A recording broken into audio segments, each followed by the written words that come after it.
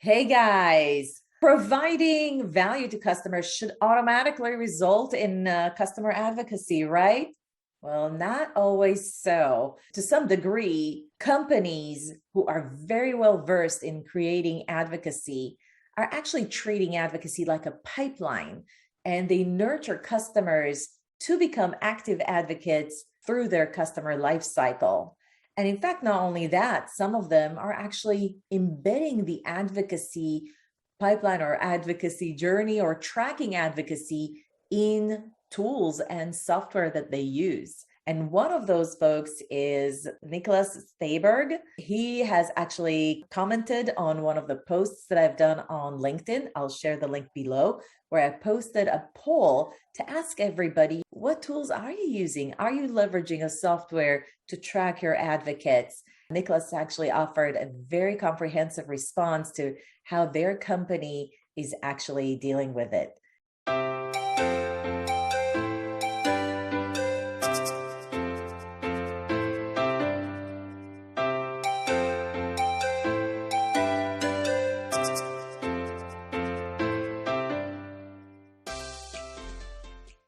Niclas is the Chief Customer Officer at Hive Streaming. From my observation and reading through Niclas' post, he's a true advocate. He really understands this space. I'm super excited to have him on this episode. Niclas, thank you so much for joining us today.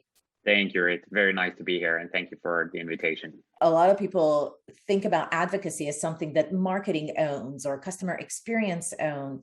Did you get any pushback when you created an advocacy process for customer success? What was the initial reaction? I would say that this is something that really stands out, because it was even like internally explaining this one, it was a big, people started to like, why should this be with customer success? Shouldn't it just be with marketing? And I said, yeah, but the problem is that marketing is very disconnected from customers, and we need to separate two things. The first one being, what is the purpose of marketing? If you can only focus on one thing, it's to help sales close more business. And if you say, what is the purpose of customer success?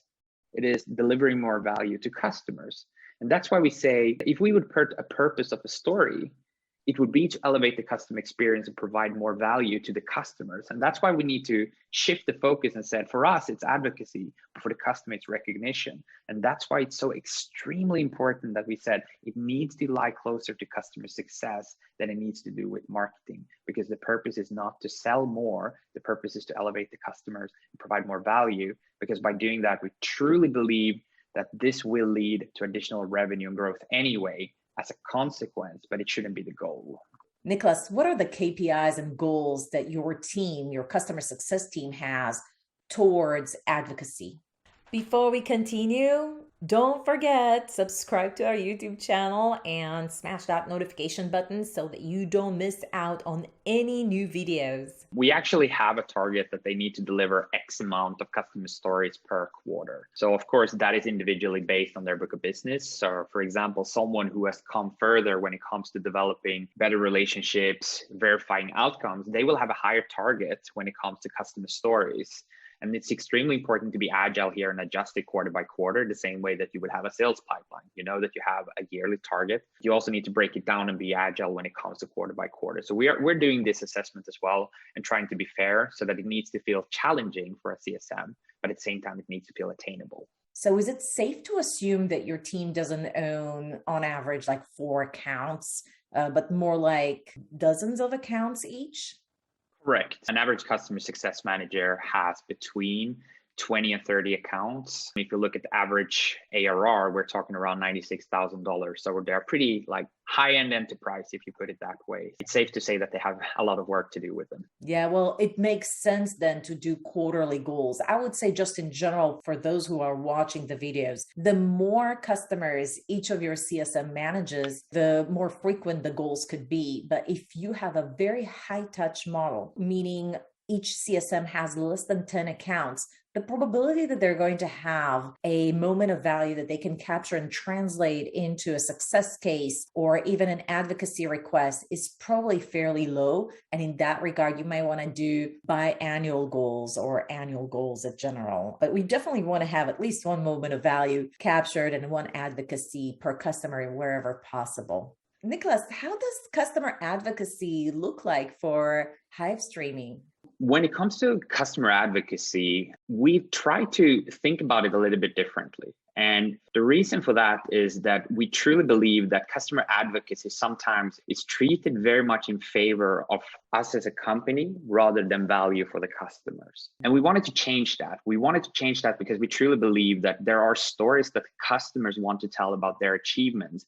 It's just that they don't have the resources to tell them. The way that we figured it out was that what if we would try to embed this and thinking about it rather than thinking about it customer advocacy for us, it would be recognition for the customer. Because recognition for the customer is extremely important because everyone who has spent a lot of time taking a lot of risks investing in new software, especially from startups that might not be as well known as the big players, they're taking all of the risks.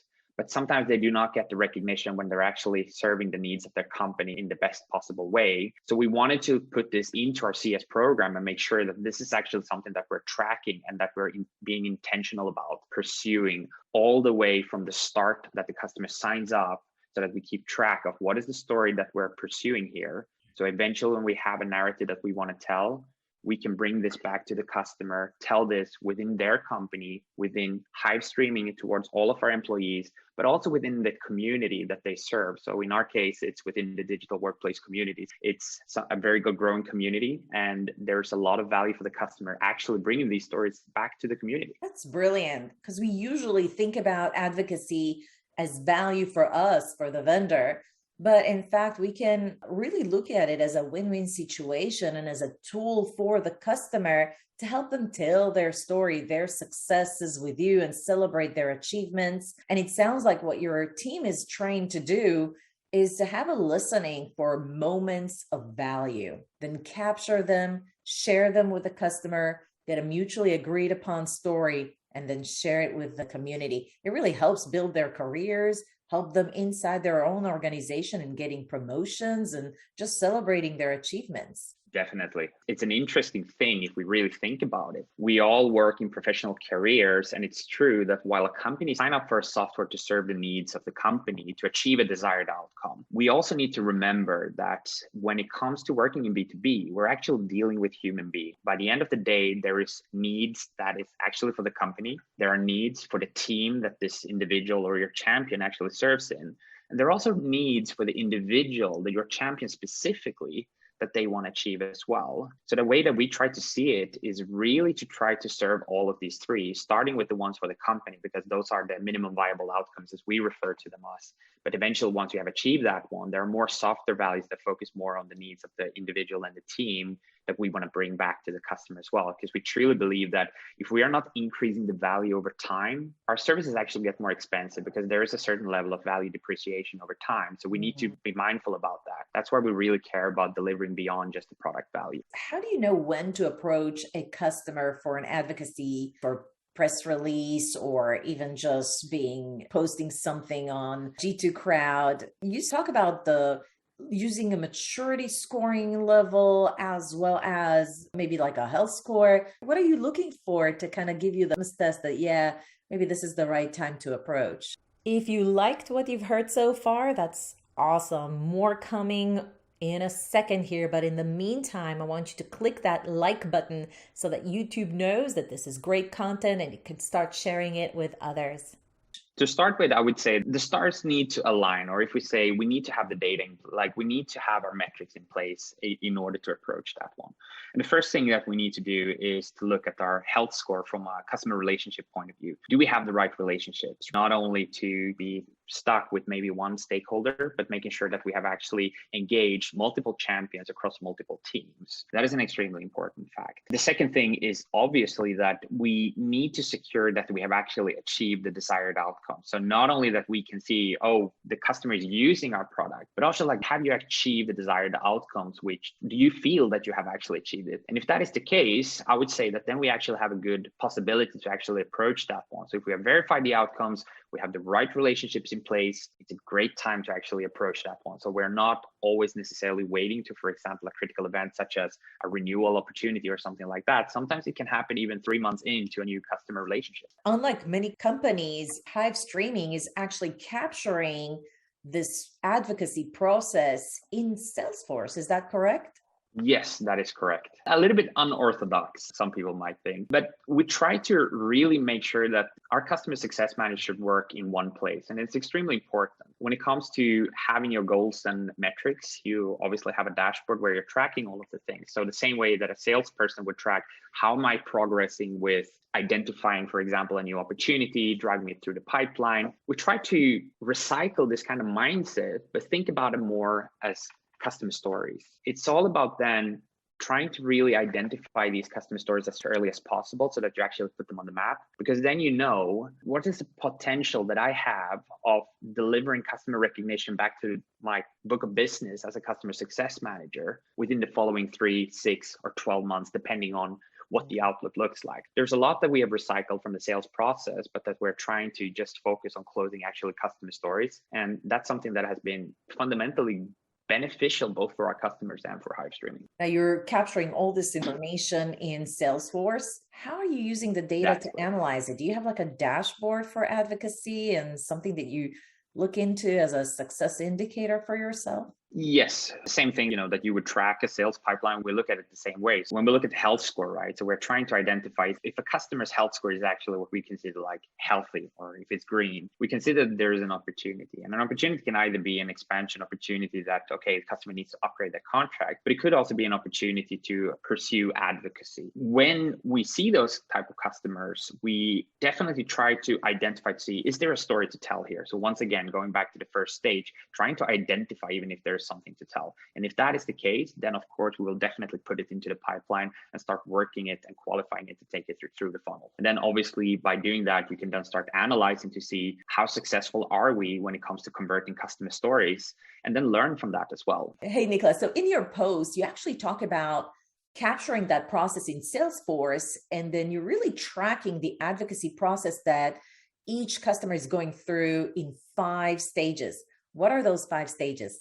We've been trying to replicate a lot from the sales process. And the way that we see it with customer stories is that we always start with the first stage, which is identification, finding out, is there even a story here to tell? And if we have done this one, the second stage is really the qualifications, presented to the customer. Here's the story that I believe that we can tell together, and then get the customer's buy-in on this one. Once we have a buy-in, we actually work with our customer experience team, who is responsible for customer content here, to create a draft on this story. We draft it up, get the customer's perspective on it to try to see if this is something that really resonates with them as well. And if they feel that this resonates with them, we actually progress to the 4th stage, which is going for the communications or PR approval. So making sure that we actually get those kind of things approved, because when you work with enterprise brands out there, there's a lot of regulations when it comes to how you can associate your brand, the tone of voice in an article, for example. So we need to be mindful of that and sometimes tailor the stories to that as well. And once we've had that approval, we go forward with the publication to discuss with the customers, how is this going to be published? Are we going to publish it on LinkedIn together? Will you publish it on your place? Will we share it within the community? So depending on the different requirements for the story itself, we then try to agree with the customer to make sure that we publish it in a meaningful way that adds value for them as well. And you literally have a terminology for those customer storytellers or customer content writers. I love how you collaborate with other team members. Is there anybody else that's involved in this process beyond the CSM and customer experience managers, or are these 2 that play the most important role in this process? These are normally the 2 only roles I would say that are involved. Then of course there can always be exceptions, but primarily someone in the customer experience team. So we have at the moment 2 fantastic storytellers in the team. I think that's great, because most companies that I speak with, they actually put it on the CSM to capture that story, to capture the moment of value. Whereas it sounds like for Hive Streaming, you actually have a couple of people in the customer experience team that help take the dry story and make it into an interesting one that would be, the pique of the interest of others that are reading it. 100% correct. I think it's extremely important. There's so much content out there these days. I mean, every company these days has a huge farm of almost content marketing in one way. So in order to really stand out with the story, I think it's extremely important that we pay attention and invest in great content. While a customer success manager might be great at framing the story and identifying it initially, I think you need someone with a more professional storytelling background to really be able to craft the narrative and make it meaningful for the customers. So that's where we have taken the conscious decision to make sure that we invest in a customer experience team who is responsible for this one.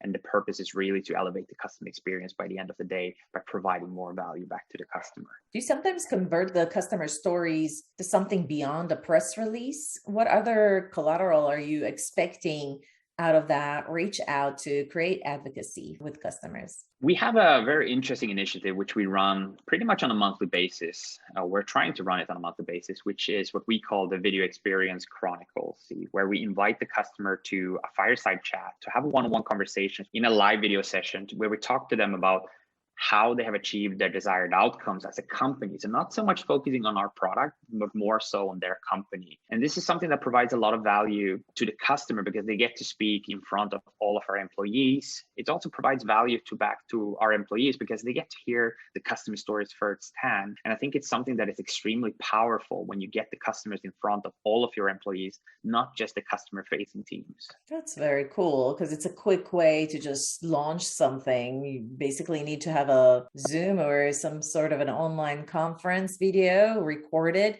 and then you probably give it back to marketing to zhuzh it up, and then you post it on your website? We actually do it live, and then of course we record it as well. Obviously in the future, we hope to bring this to a live format that it's actually publicly available, but at the moment it's still only internal. So we're still in our infancy when it comes to this format, but there's the intention of bringing that one public as well. It's internal to Hive Streaming employees, or are you bringing in other customers? Because at that point, is it truly advocacy? We're only doing it at the moment in front of our employees when it comes to this one. We're in the midst of hiring our first community and events manager for customers. So when this happens, we will start investing a lot more in bringing customers together, inviting other customers to listen in as well. We've had such growth and we just haven't had the time to properly invest in this right type of people to join yet. So that's something that we're looking forward to do here in H2 in 2021. Everybody that you approach to do this advocacy and you do the PR, does that result into a success case on your website?